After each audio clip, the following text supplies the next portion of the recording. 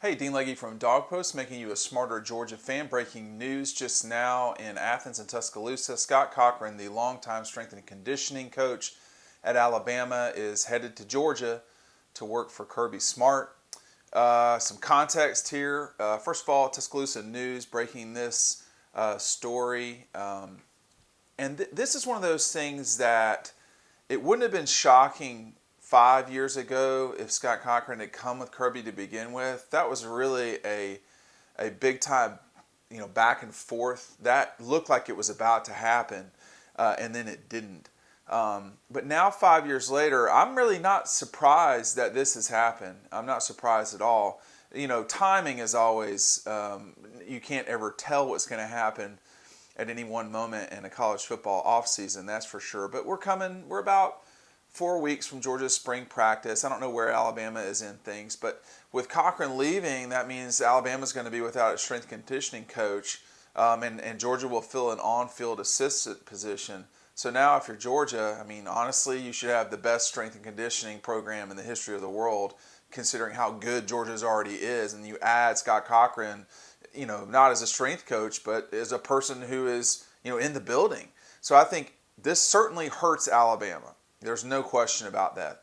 How much this helps Georgia remains to be seen, but Scott Cochran and Kirby Smart have had a relationship for a long time.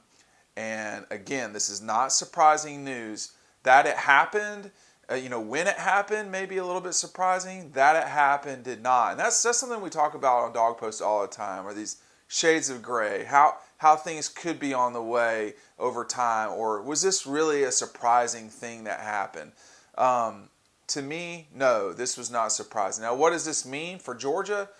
Well, we're going to see what Georgia does what Kirby does with his staff in terms of where everyone will be with their exact position, what will they exactly be coaching. I don't anticipate anything changing necessarily on the defensive side of the thing, but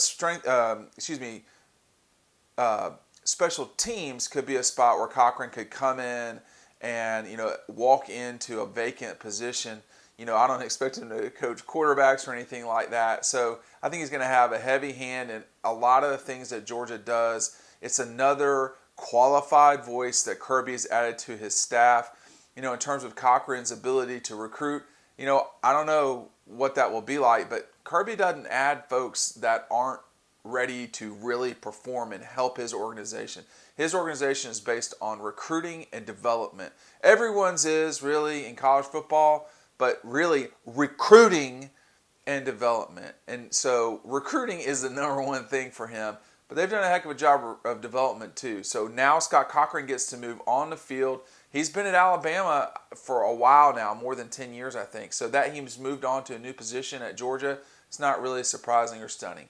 Dean Legge for Dog Post. Make sure you click to subscribe right there, and we'll see you over on the website.